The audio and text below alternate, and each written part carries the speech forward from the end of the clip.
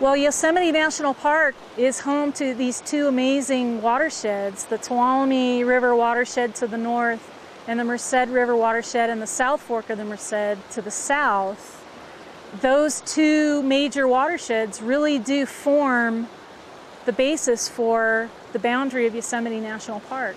We're sitting at the top of the Tuolumne River watershed, and basically what that means is there's a drainage divide of peaks of 11 to 13,000 feet, and basically when precipitation in the form of rain or snow falls on this side of the drainage divide, it all coalesces in the form of the Tuolumne River. Indeed, most of the Tuolumne watershed kind of is a large catcher's mitt, with the river being fairly close to the southern edge of the watershed and having the majority of the watershed from the north. The upper Tuolumne, particularly the Lyell Fork, is fed by two of the largest glaciers left on the western side of the Sierra Nevada, and those are the Lyell and McClure glaciers. The Lyell Glacier is positioned beneath Mount Lyell, which is the highest point in Yosemite National Park. It's just over 13,000 feet tall.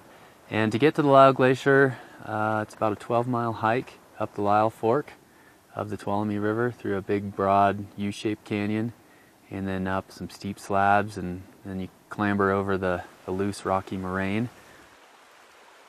Most of the Lyell Glacier is visible behind me here. The west lobe is the larger of the two, and we're looking at what's left, really, of the Lyell Glacier. Those glaciers have decreased dramatically over the last century in size and volume, and the concern or interest there is that they are the primary water source for the Lyell Fork. So once the snow melts off each summer, the flow in the Lyell Fork is sustained almost exclusively by melting of the Lyell and McClure glaciers.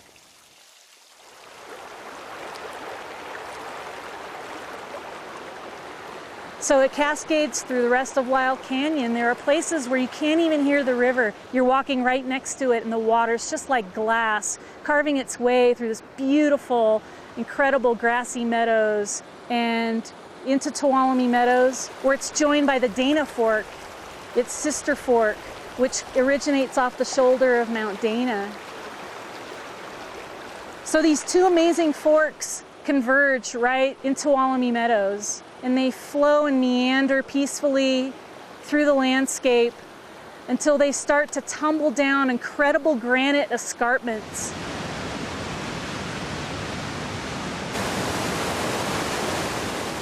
Hiking down the Tuolumne River from Tuolumne Meadows is certainly a great spring to early summer hike, because the river just totally dominates your experience of the place, because it is the feature.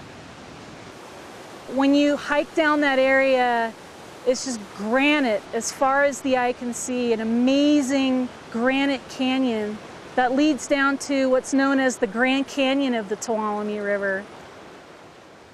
It's not a canyon as you would think of in terms of the Grand Canyon of the Colorado, but in terms of relief, the relief is pretty much the same. It's about a vertical mile in the area of Pate Valley, and still 3,000 to 4,000 feet downstream at Pupanat Valley and all the way down to Don Pedro.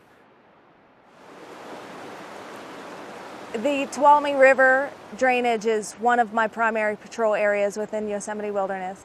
We're at about 5,500 feet today in elevation. It's a warm June day and very few clouds in the sky, although that may change based upon previous days in our trip. So one of the reasons why the lower stretches of the Tuolumne River are much more dramatic than the higher elevations is because of all the side streams that flow into the Tuolumne River.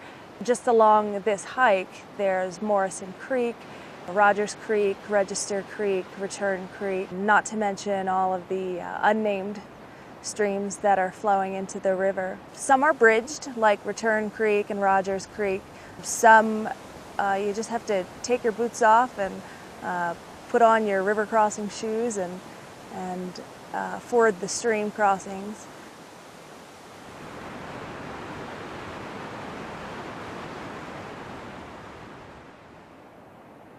The Tuolumne River eventually flows into Hetch Hetchy Reservoir. O'Shaughnessy Dam collects water for millions of residents of the Bay Area. Well, the city of San Francisco is certainly interested in the Tuolumne watershed starting in the 1880s. They recognized this one as delivering particularly good water that was already protected within a national park. In 1913, the Raker Act was passed, and that permitted the city to construct 2 reservoirs in the park, the first one being Lake Eleanor, and then ultimately the construction of Hetch Hetchy Reservoir and O'Shaughnessy Dam, completed first in 1923 and then raised and completed again in 1938. It was a valley that many compared to Yosemite Valley itself. And no one would think today of putting a dam on the Merced River and damming Yosemite Valley. You know, one of the lessons learned from Hetch Hetchy was that dams in a national park, where we are preserving these resources for future generations, that typically dams just don't belong here. The dam on the Tuolumne River at Hetch Hetchy, I think in a lot of ways ensured that dams on other rivers might not happen. The river ultimately benefits millions of people. There's certainly 3 to 4 million people visiting Yosemite National Park, and a fair proportion of them, of course, come to Tuolumne Meadows and experience the river in its natural state, but then several million more are benefiting from the river because of its water supply delivered to Bay Area residents.